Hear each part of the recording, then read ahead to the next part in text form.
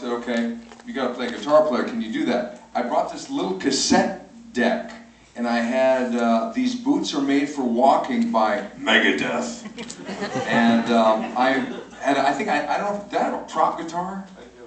I had a prop guitar, so I was doing all these Pete Townsend jumps, and I'm surprised I didn't go through the ceiling. And he was looking at me going, And so that was a great experience, you know, and it was kind of like a Witches of Eastwick vibe for me, living in a house with these three beautiful women, you know, and being a nerd, but it was so much fun working on that movie, and Traci was such a pro. I loved working with her, she was great. Dude, you kissed her, man! Yeah, right! Oh, you know, there's a funny story about that, because the first time we were going to do it, Traci and I were looking at each other, and we're working together, and we're having these discussions off the set, and we're saying, okay, how's this going to work? We're going to kiss, you know, okay. It'll be fine. Should we rehearse? No, that's okay. We don't need to rehearse that. So the first time we did it, Traci had that red lipstick on. And I grabbed Traci like this, and I went boom, and I pulled back, and the lipstick was all over my face, like a clown or something. So we all started laughing, and so we had to, you know, not use that take, obviously. But yeah, Traci, she was dynamite. The first time I met her, I was looking at her. She had just transitioned out of adult entertainment. This was her second legit film. And Mark said, well, we're thinking about using this one actress or Traci Lords. So I went out and rented Not of This Earth, which was her first legit film. And it was a Roger Corman film. So I called Mark the next day and I said, Mark, get Traci Lords. She's got charisma. So, you know, Traci and I were working, and I'm being in between the cuts and between the different scenes. I'm just looking at Traci, I'm looking at her and looking at her, and she's looking at me. She's 21, she's a little firecracker, and all of a sudden she goes up to me and she hits me in the stomach really hard. Boom! I go, what did I do? And she goes, you think you're funny, don't you? I said, no, because, you know, Traci was probably had a lot of men looking at her thinking, how you doing? You know, all these, you know, things going on in their head. But she was great to work with. I loved working with Traci. I was actually, so you wrote the film as well, right? Yeah, this was a film that we wrote in 3.5 weeks, and I think it was 6 weeks to shoot. Yeah, it was. Yeah, and I've got to say too that I mean, it's sometimes as fun as it is to watch this film, making it was that much more fun. It was a great crew that meshed well with the cast, and it was a lot of fun. Well, did it have to do, like, were you guys in bands? Or was this kind of like a comment on the scene? Are you, like, you know, digging into, like, old bandmates, stuff like that kind of thing? I had a company that did instructional guitar videos. And somewhere along the line when we decided to do a movie. And we had done an instructional video with Michael. And it wrote itself. And it was in the, there's a style of music they call it shred guitar, you know, it's really, but it turned out historically to be the first shred guitar video ever. So over the years I've had people like John Petrucci from Dream Theater say he studied my video, Dimebag from Pantera, Ted Nugent even told me, I like it.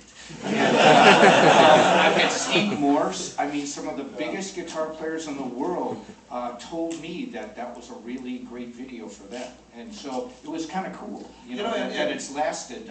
You know, it was, you know, like some people think, you know, Eddie Van Halen's changed guitar in some ways, and then this one video, as far as a style of rock guitar, it pointed it in a direction where bands like Dream Theater and really popular metal bands of today are at. Like even Dragon Force, Trivium, all these young bands, they talk to me and say, man, I checked out the video, man. It was like a big influence on me, man. And I'm like, well, cool, man.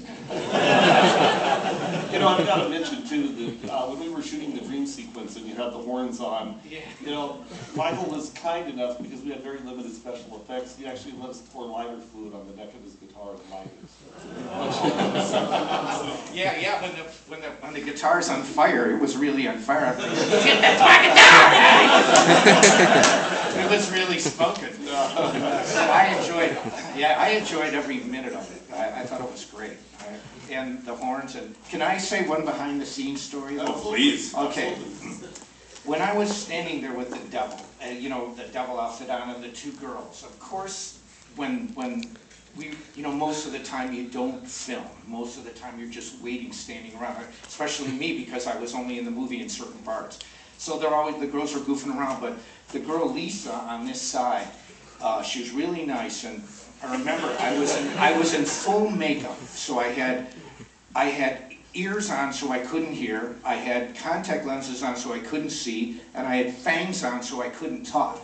And I'm sitting in this area, and Lisa comes in with these gigantic boobs, and she tells me, she goes, I think people who have plastic surgery are okay. And I'm going, okay. I couldn't say anything. I'm like nodding, like in Beetlejuice, you're just like this. And then she tells me to get up and get her something.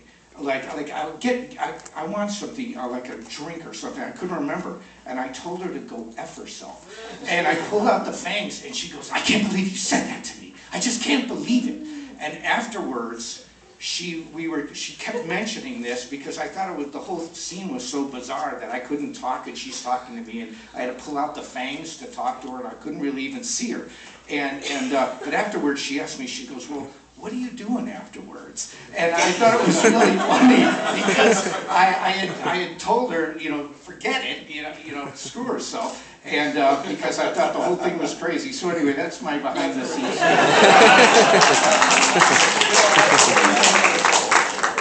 I'll share a behind the scenes story that I don't ever talk about, but we're a small, intimate group here. And I had to jump through some hoops to get Traci on the film. And this was, you know, due to our casting director. And he called me and he said, listen, there's a girl that I'm seeing on the side. And I want her to think that she got the part on her own, but I need you to tell me she's going to have the part. I said, yeah, that's fine. I mean, you know, we want Traci, and that'd be great. So he sends the girl down. I'm not going to mention who. And she does a reading, and I said, yeah, that's great. You can have the part. And she said, well, would you like to see my breast? And I said, well, the scene doesn't call for any nudity. She said, do you want to see them anyway? True story. I didn't even have to say that for the whole movie. They just said, okay, Stephen, this girl's going to take a breath. Oh, okay. So what did you say? Did you see him or what? Yeah, I didn't want to get in trouble with the casting director. Mark, tell us about the director's cut. Yes. Oh, yes, it's on the, and you know, I have to give credit to my lovely wife here. We wanted to put a director's cut on the DVD release. And if you click on the director's cut, you'll see the 6 scenes of just the girls' top drops. That's the Pardon me? And there are a few that are in slow motion, that's right. Gina, you've been very quiet. Any just general? Well, when we weren't shooting, of course, we were, you know, partying and carrying on and having a good time. What's funny is Mark wrote or co-wrote most of all the songs, right, that the band played. And so if you were listening to any of the words, you know, after listening to them all day, that they got caught in my head, and I'd find myself walking around the grocery store after shooting all day singing, you know, I'm in love with the slut. What are you doing? But I had a really good time. I think Virgin Girl is one of the greatest. Thank you. I absolutely love that song. That reminds me that, you know, you couldn't get together with us, but I wanted to get together with the 3 girls and go to the Rainbow Bar and Grill. And so I got together with Karen, who played Michelle, and Laurel, who played Monique. And we're sitting in the Rainbow Bar and Grill, and I told Gina this earlier. Some guy sits down, hey Steve, what are you doing? You know, working on this film, you know, Shock and Dead, it's a rock and roll horror movie, and he turns to Laurel, and he says to Laurel, so what are you playing in the movie? And she said, I'm playing one of the girls in the film.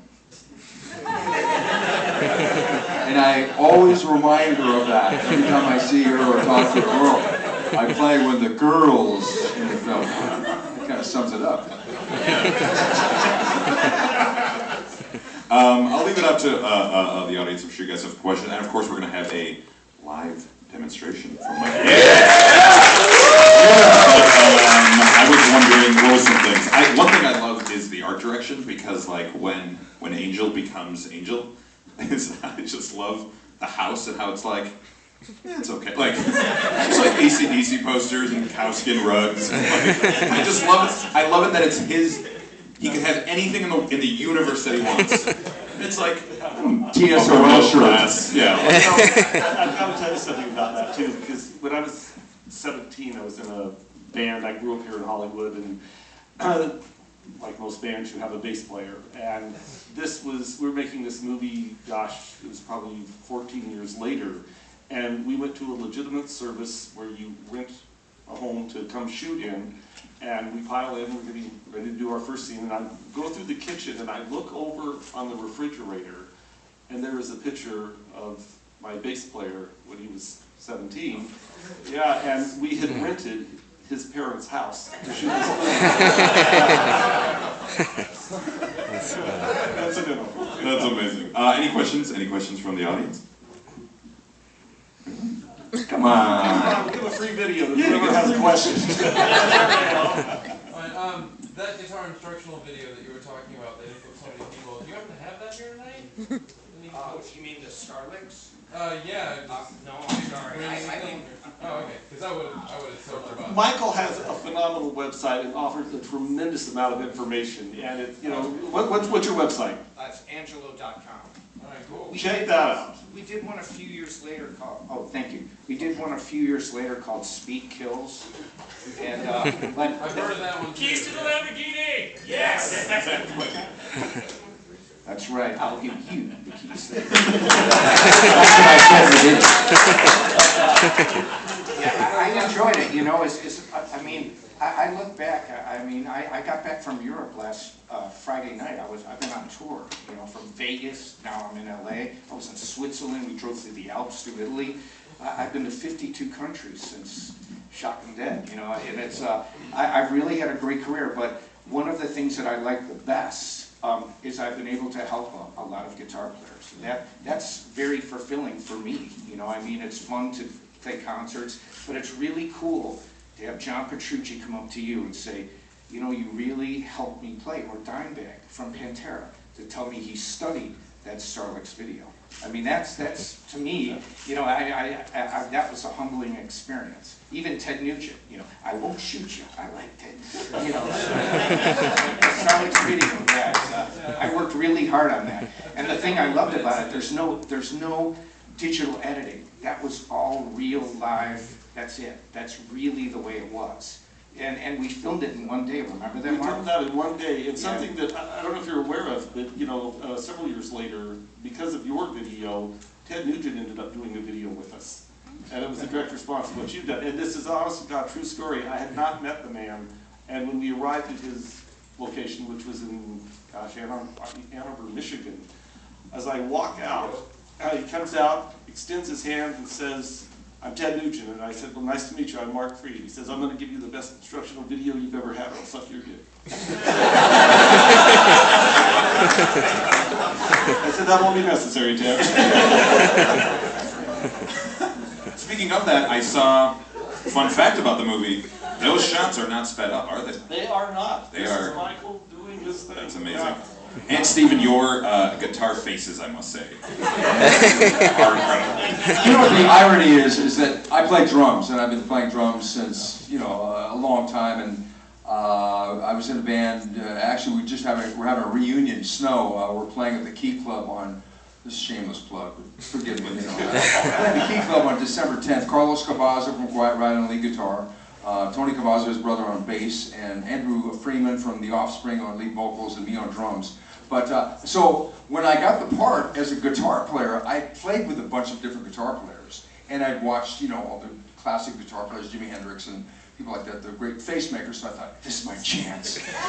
Air guitar. Do everything, and big hair and everything, and it was, it's funny because the irony, again, is that a lot of my guitar friends haven't seen it. I can hardly wait till they do it. That's awesome. Okay, well, I guess, unless anyone else has got any other questions, oh, there we go, one more. Well, I would say that this kind of film should have its own genre, you know, like a metal movie or metal devil movie, and Trick or Treat would be another movie that I would think is really in that same genre. And I was wondering if, I love those two films so much, and I think this one's better than Trick or Treat, even though Trick or Treat might be a little more famous. But does anyone here know of any more movies like that? Because this is Black Roses, Rock and Roll Nightmare. Rock and roll Rock and Roll Nightmare, Black Roses. There really is nothing like this. Like this is, I'm not even a horror. I'm really like I don't even like horror movies. So this month is like whatever. Like everyone, I know everyone's a huge horror guy, but this is the greatest. It's so not. Of course, it's not scary, which is awesome. But it's just like groups of people have to watch this movie. This is incredible. This comes up a lot in terms of, what genre does this fit in? What were we trying to do here? And the truth of the matter is, I just wanted to make a movie. And the people that were putting the money up for this had some plug into the industry, and they decided that they wanted to get some input. And there were 4 distributors that came in to talk with the money guy to basically tell him how he's going to make money. And he came in and he said, you guys do instructional guitar videos, do what you know. The other guy came in and he said, you've got to do TNA. If you're going to do a low-budget movie, that's all it's going to make money back. And the other guy came in and said, it's horror. If you're not doing horror, you're not going to make your money back. What was the 4th one? Whatever it was, the guy looked over at me and he said, when you're writing the script, just do all of them. And that's how this happened. I think the other theme you're thinking of is Petty Revenge. My favorite thing is when he comes back to the pizza place and just spills peppers. Again, he has the power of the devil, and that's what he does. I love it so much. Okay, well, real quick, I want to know what you guys are up to. You were saying, you were giving some details, but what have you guys been up to real quick? If we could go down the line, I guess we'll start with you. I live in Las Vegas, and I do production up there. I'm still doing instructional video work, and we just got through doing a new DVD with Mick Fleetwood. Shot this last summer, and that'll be available soon. When I'm not playing drums, which has been very spare lately, I'm a commentator on mixed martial arts. I work for Showtime Networks. Currently, it's my 4th year with Showtime, working for Strikeforce Challenges. As a matter of fact, shameless plug. November 18th, Strikeforce Challengers on Showtime. It'll be the last one of the year, so if you have Showtime, check it out. And I've been in that game a long time because my background, I started training in martial arts probably before a lot of you were born. But what it is that I work for Pride Fighting Championships, and Pride went out of business. That was the biggest mixed martial art event in the world. It was held in Japan. I used to go over there 5-6 times a year. And I would commentate with my cohort, a guy named Bas Rutten, who was a former UFC heavyweight champion. And we worked for 3 years.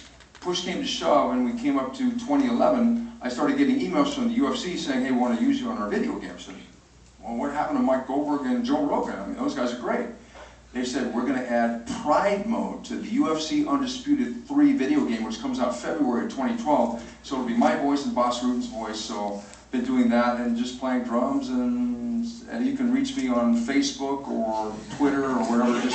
Just add Stephen Quadros, STEPHENQUADROS. You can put a .com in front, Twitter.com in front, back or whatever, all over the place. Gina? What's up? That was my only movie. I fell in love, had babies, and I'm a paralegal and I sue people.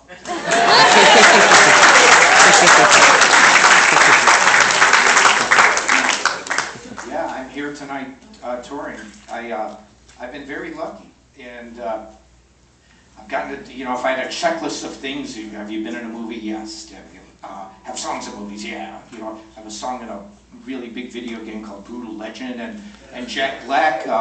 There's a thing on my Facebook page where they talk about the pick of destiny, the double guitar. He admits he got it from me. So, I just love to perform, and I love to be in music and never take any of it for granted, which is why I'm here. So thanks for... Well, guys, thank you so much for coming.